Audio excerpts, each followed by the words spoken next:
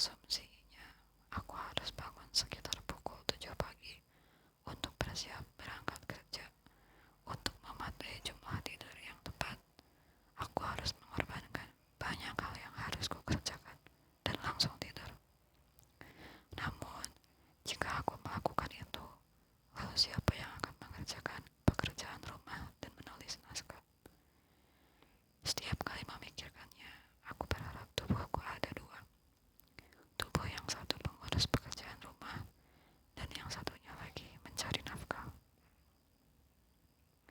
Tetapi aku pun segera mengurungkan harapanku itu, karena memelihara satu tubuh saja sudah cukup sulit, apalagi dua.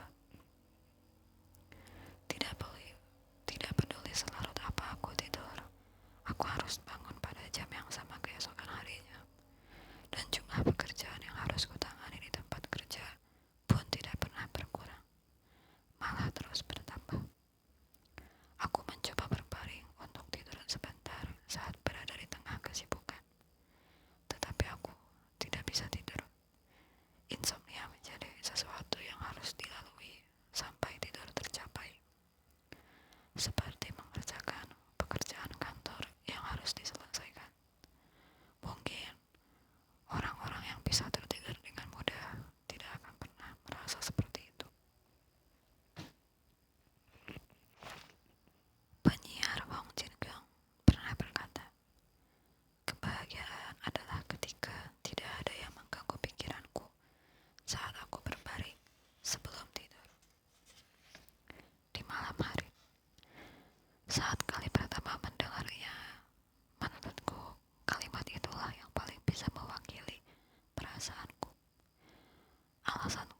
Alasan terbesarku menderita insomnia adalah karena ada begitu banyak pikiran yang mengganggu di dalam kepalaku saat aku berbaring sebelum tidur.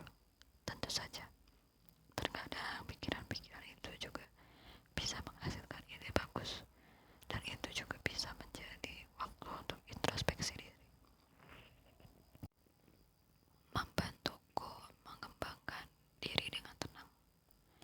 Namun, pikiran-pikiran itu merupakan sesuatu yang menakutkan, karena ia tak berujung, dan kita bisa tanpa sadar sudah berada di tempat tergelap dalam pikiran kita. Setelah berputar-putar dalam pikiran untuk waktu yang cukup lama, jarang sekali ada hal positif dari hal yang dipikirkan sebelum tidur.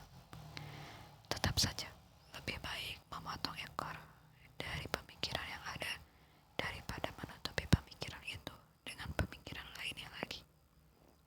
Tidak akan ada bedanya jika kita memaksakan untuk memberi warna berbeda pada halaman yang sejak awal hanya berwarna hitam. Bukankah lebih baik langsung melanjutkan ke halaman berikutnya dan mulai mewarnainya dari awal lagi? Kuharap kita bisa tidur nyenyak tanpa